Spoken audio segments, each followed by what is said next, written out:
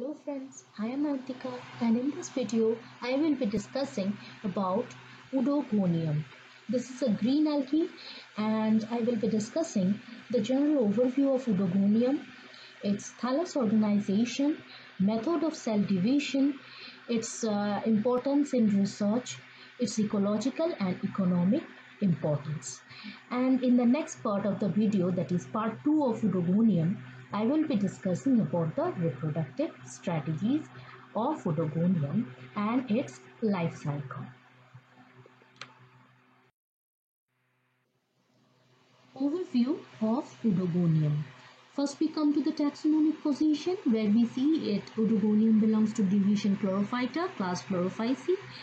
The algae of class Chlorophyceae, they are green algae, mostly aquatic. Few are also found to be grown subaerially on moist rock or soil. In aquatic species are mostly freshwater.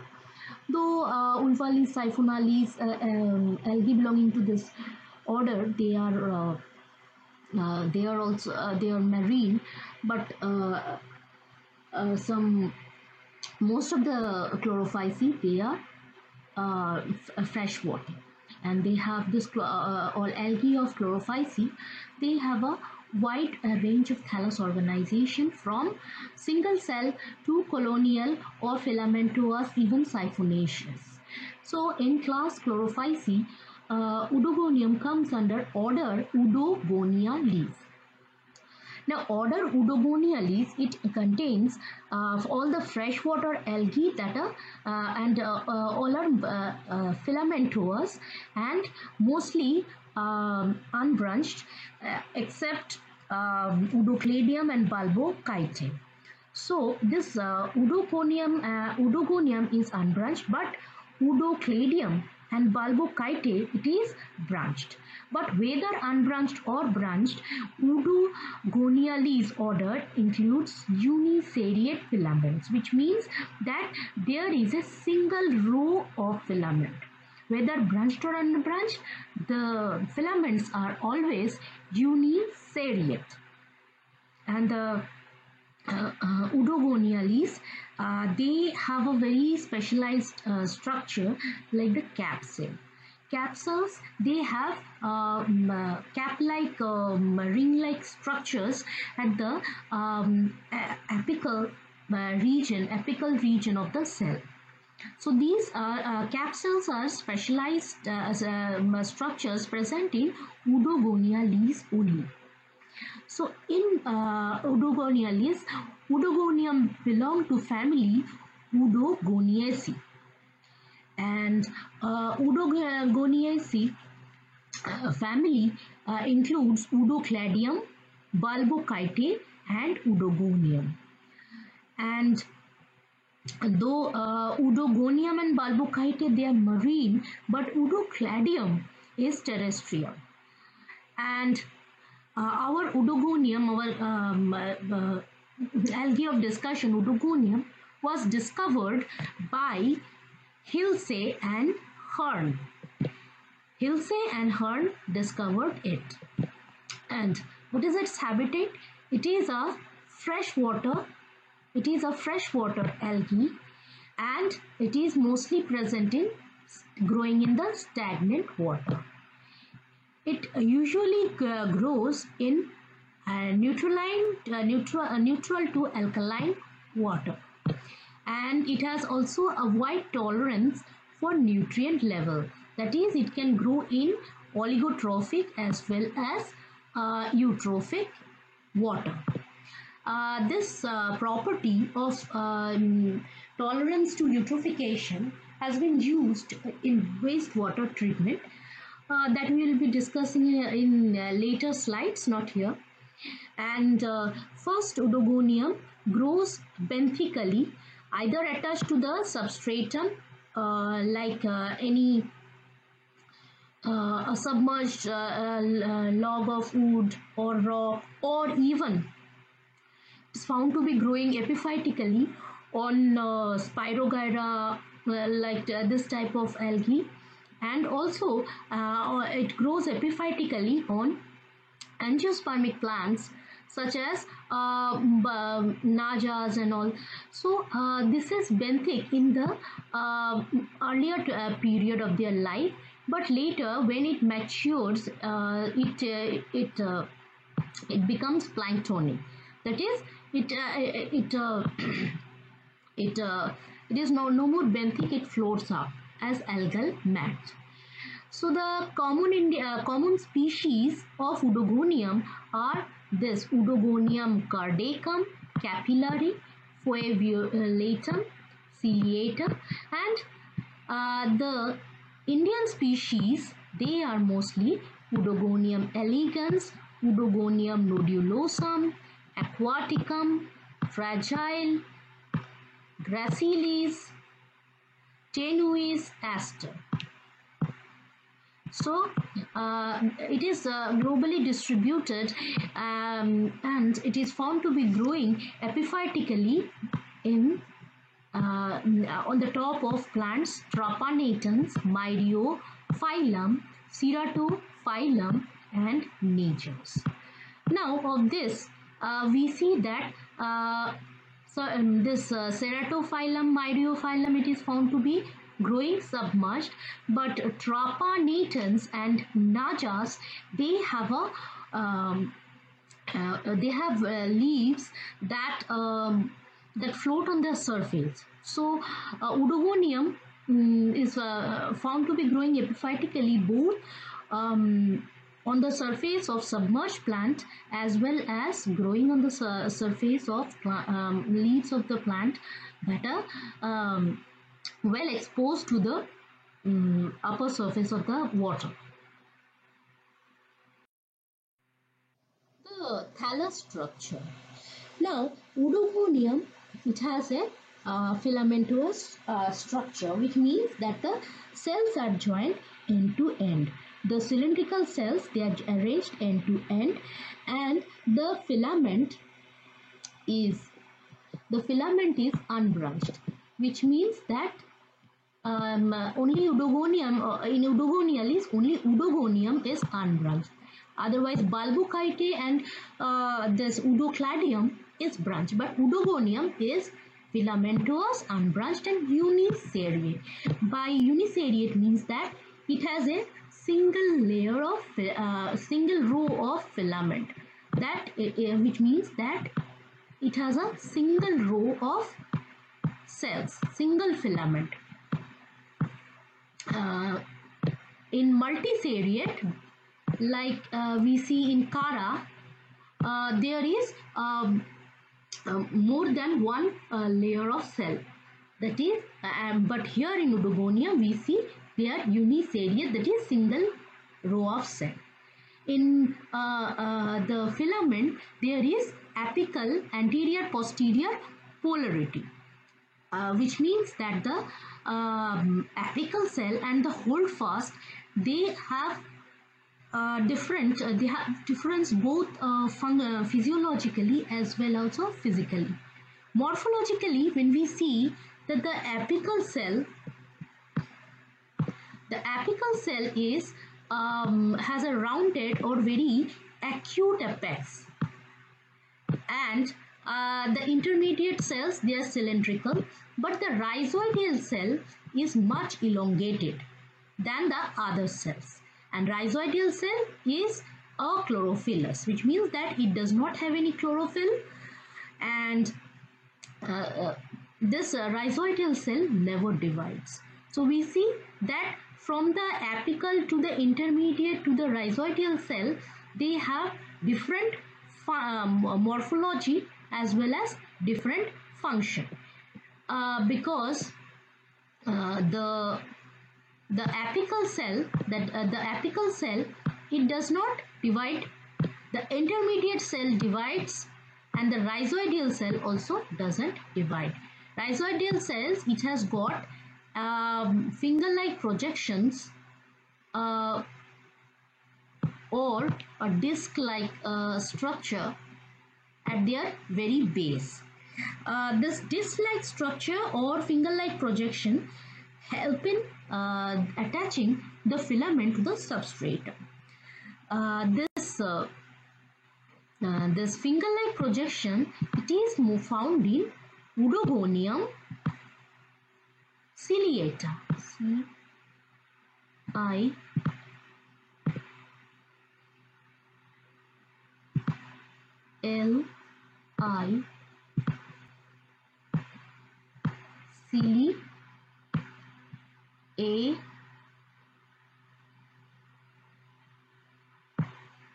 in Oedogonium ciliata. So there is apical, there is polarity in the filament of Oedogonium. Then Oedogonium, it is attached to the substratum during the early stage of their life, and during the later stage they are free floating. They form a free floating algal mat.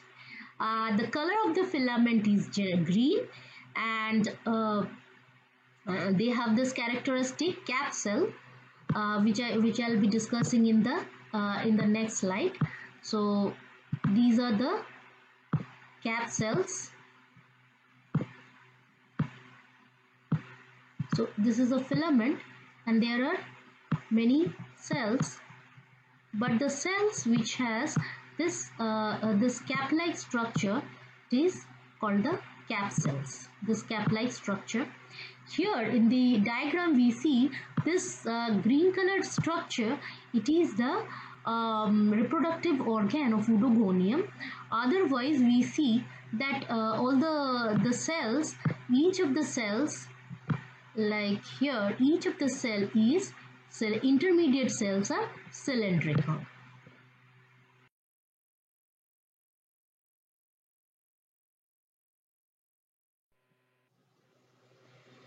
Here we see in the right there is the diagram of the cell structure. We see that the apical cell, it is especially dome shaped apex. These are the cap cell with apical caps. This is also another cap cell, this one and this one, which has the power of division. This is an intermediate cell, and this is the rhizoid. And in Oedogonium there are two type of species. I mean, one with 3-layered cell wall, and another with 2-layered cell wall. When the cell wall is 3-layered, it has outer chitin, middle pectin, and inner cellulose cell wall. Inner to the cell wall is the plasma membrane, and inner to the plasma membrane is the protoplast, which happens to be a very thin layer opposed to the that is opposed to the plasma membrane. And this type of protoplast, it is called the primordial utricle. And then it has got a nucleus that is oval in shape, and it is single in number, and it is placed parietally, that is at one side. Here we see the nucleus that is parietal in position, and we also have chloroplast that is reticulate, and it has at the junction, it has microtubules to support the reticulate chloroplast. It also has pyrenoids at the junction. Pyrenoids are proteinaceous structure that help in the storage of food matter. Here in case of Oedogonium, it is starch. It has also got a central vacuole that is filled with sap, cell sap. Here in the top we see the caps. These caps are nothing but the outer 2 layers, that is the chitin and the pectin layer. The outer 2 layer of the cell wall, they are formed especially when a cell divides. That we'll discuss later. This is the diagrammatic representation of the cell division. We see that the nucleus, first though the vacuole in the cell, it disappears. Then nucleus, it moves from the parietal to the central position. it lies in the center and 1/3 distance from the apical region. And the apical region also develops a groove like subpolar apical ring of cellulose, and once this is formed, nucleus starts dividing. Here we see that the nucleus starts dividing. Here we see that the nucleus has divided and a floating septum or the cell plate material is formed between the two nucleus. Nuclear division occurs by mitosis, and after nuclear division we see that the subpolar ring has formed has more deepened and formed a groove-like structure. This subpolar apical groove is mostly cellulosic in nature, that is formed of the inner wall material. Then after that, the outer wall material, that is of chitin and pectin, they actually burst and they stay as a cap-like structure to the cell. Now once the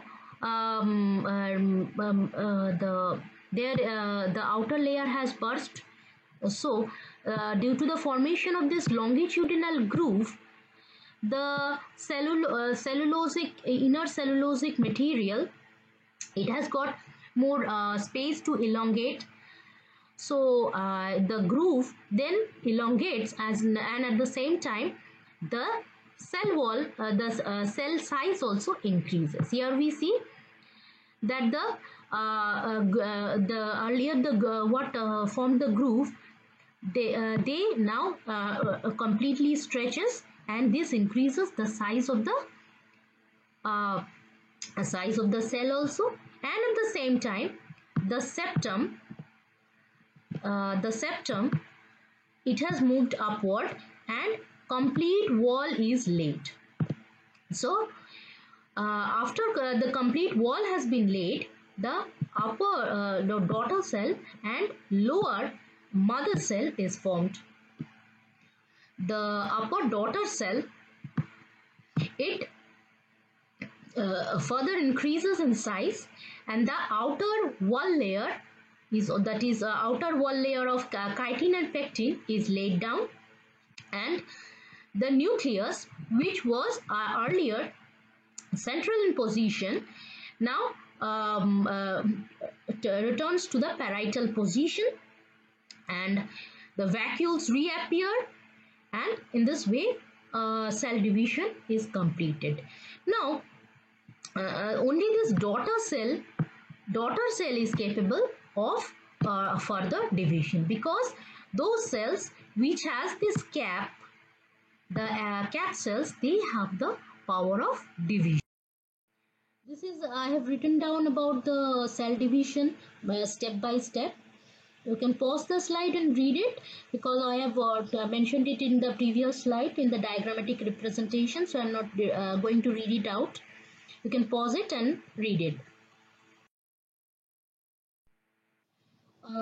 Oedogonium, when the genome of Oedogonium was studied, both the nuclear and the chloroplast genome was studied. By the chloroplast genome study of Oedogonium cardiacum, it was found that Oedogonium was sister clade of Chaetophoralis and Chaetopeltidalis. In fact, all the chlorophyphae algae, it has emerged into, it has evolved into two division. One is the SV clade and another is the OCC clade. This one, OCC clade. SV clade means that Sphaeroplialis, S is the Sphaeroplialis and V is the Volvocalis. O is the Oedogonium. C, it is C is Chaetophoralis, And the last C is Chaetopeltidalis. So, by the study of genome of Udogonium, this evolutionary relationship was understood. Udogonium has been used in removing heavy metal from water, especially wastewater in wastewater treatment. This entire process of removal of heavy metals, like for example this lead, strontium, it happens in three processes. First is that this udogonium heavy metals, they are adsorbed to the surface, they are adsorbed to the wall surface, and then it happens that this heavy metal, it it is taken inside the cell of Udogonium by the ionic channels, and in this way the heavy metal built up inside the Udogonium increases, and from time to time Udogonium is harvested from the heavy water, and further this Udogonium mass can be used in biomining of the heavy metals. So in heavy metal fixation from wastewater, Udogonium is used. Apart from that, Udogonium actually, it has been studied genetically that in various when subjected to various type of stresses, environmental stresses, this environmental stresses, Udogonium, it adapts to that stress, and this property has been further used for many other industrial applications that I will be discussing later. Udogonium has got ecological importance also. In a very oligotrophic, that is the nutrient poor water, we see these are the species, and in nutrient poor water also we see Udogonium. But as the eutrophication increases, the species composition of water changes. Udogonium, though it is found to be growing in nutrient poor water, but its growth rate increases in eutrophicated water. So, apart from Udogonium, other species they reduce their abundance, but in eutrophied water, Udogonium is found to be growing luxuriantly with other species. It forms actually this polyalgal mat, and this polyalgal mat includes Hydrodictyon, Stegiochronium, Udogonium, and Maugiotia. What happens is that this polyalgal mat, they are free floating mat, and Udogonium, as we know that in very juvenile stage it is benthic, but after a certain time it floats to the surface of water, and these algal mats, they are mostly found during the warmer months, that is in the July, August, this season, they are found in the warmer months. And this polyalgal mat also contains certain cyanobacteria like the Spirogyra.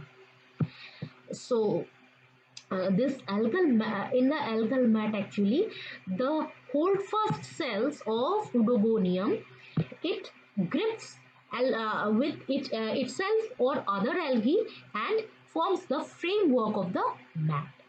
This type of algal bloom has got all the negative impact of any algal bloom. We know that algal bloom, they do not produce toxins like that of the cyano bloom, but what they can do is that they can block out the sunlight, and thus it will create less photosynthetic capacity, the photosynthetic efficiency of the benthic plants or benthic algae will be reduced. And also like any bloom, it will what it will do is it will deplete the oxygen level of water. How? The oxygen level it will be decreased by the dead organic matter. See, when the nutrient increases, the amount of algae will increase. At some point in time, this will it will die, and this dead organic matter, it will consume more dissolved oxygen. How? Because bacteria will dissolve, use this organic matter for its as its own food, and in turn it will require the dissolved oxygen, and more the dead matter, more the decomposition, and more will be the reduction in dissolved oxygen. As a result, the water body, it will turn hypoxic. It will turn hypoxic, and once it is hypoxic, it will all the plants and animals, they will die off in that water. So also apart from that, if Oedogonium mats, the polyalgal mat that Oedogonium forms, it can clog the irrigation canal. It thus will reduce the aesthetic aesthetic appeal of any water body. Also, it is very very cost inefficient if it is a clear water. But however, if the water contains heavy metal, then this irrigation, this harvesting will be cost effective, because then we will be obtaining heavy metals from the Oedogonium. But otherwise, this is also very cost effective to clean the water from these algal mats. So Oedogonium, in research work, Oedogonium is of much importance, because we know that Oedogonium, it Oedogonium hosts not non-toxic microbes that feed on the Oedogonium. Also, dinoflagellates are found to be growing parasitically on Oedogonium, and Oedogonium is a food material for algae feeding snails and many benthic insects and many other invertebrates. So in any case, if we are doing research on any of these organisms, then we can easily use Oedogonium as a food as well as shelter for these organisms to be grown in lab. So it acts as a it is a very important, so far the culture of these organisms are informed in lab. And also the Oedogonium growth, it causes acidification of water. Yeah, in earlier we have discussed that Oedogonium, it absorbs and then later absorbs the heavy metal. But apart from the heavy metal mining, Oedogonium can also be used in other wastewater treatments, especially this nitrogen, phosphorus, and carbon dioxide dissolved in water can be easily taken up by Oedogonium. And this process of removing dissolved nitrogen, phosphorus, and carbon dioxide from wastewater has been used already by this Northern Brewer of USA and Madison Municipal Sewage Department also in USA. This is already functioning here. And if the climate is very cold, this Oedogonium, it grows even in it can be grown in massive scale in outdoor also. So this is a very good sewage water treatment, so for the heavy metal, the dissolved nutrients are concerned. Also, as Oedogonium is a very photosynthetic organism, it can also aerate the water at the same time. And Oedogonium has also other use, especially the cell wall of Oedogonium. It is resistant to acid hydrolysis. So this process can be used, this knowledge that the cellulose wall is resistant to acid hydrolysis, it can be used for Udogonium, for the use of Udogonium in a lot of industrial processes also. And one of the important factor is also the fatty acid synthesis. Udogonium, it produces a number of fatty acids, especially in Udogonium intermedium. It was studied that as the temperature lowers, the concentration of unsaturated fatty acid in Udogonium intermedium, it increases. So for fatty acid synthesis also Udogonium is used. So this is all about the general overview of Udogonium, its thallus organization, the cell division, and its economic, ecological and research importance. So this is the end of first part of the my Udogonium video. In the next part of the Udogonium video, I will be discussing about the reproductive strategy. So do watch the video for the reproductive strategy. And thanks for staying with me till the end of the video. And if you like the video, share it with your friends and do subscribe the video to the channel. Thank you.